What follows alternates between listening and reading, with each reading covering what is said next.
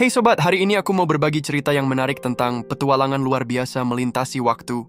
Bayangkan, kita punya mesin waktu yang bisa membawa kita kemana saja dan kapan saja. Pertama, kita melompat ke masa Romawi kuno.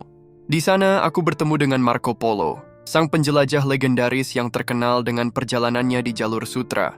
Dia tampak kebingungan karena seharusnya dia berada di abad ke-13, tapi entah bagaimana juga terdampar di era Romawi. Kami berdua memutuskan untuk menjelajahi Roma bersama. Kau tahu, Kolosium yang kita lihat sekarang dalam kondisi rusak, tapi saat itu masih berdiri megah. Kami menyaksikan pertarungan gladiator yang mendebarkan, mencicipi hidangan khas Romawi yang belum pernah ada di buku sejarah manapun. Yang mengejutkannya, kami bertemu dengan Leif Erikson, pelaut Viking yang seharusnya hidup di abad ke-10. Rupanya dia juga terdampar karena eksperimen mesin waktu yang gagal. Jadilah kami trio petualang yang unik. Seorang pedagang dari Venesia, pelaut Viking, dan aku dari masa modern. Kami memutuskan untuk mengunjungi perpustakaan Alexandria sebelum terbakar. Di sana, kami menemukan rahasia-rahasia kuno yang hilang dalam sejarah. Marco Polo mencatat semua pengetahuan yang dia temukan. Leif Erikson tertarik dengan peta-peta kuno, sementara aku, diam-diam mengambil beberapa foto dengan smartphoneku. Tapi setiap petualangan harus berakhir.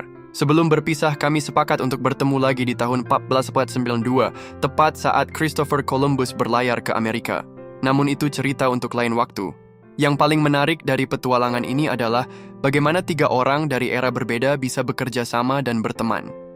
Marco Polo mengajarkanku tentang diplomasi dan perdagangan, Leif Erikson berbagi kisah tentang keberanian menghadapi lautan, dan aku menunjukkan pada mereka foto-foto masa depan dari smartphoneku yang membuat mereka takjub sekaligus ketakutan.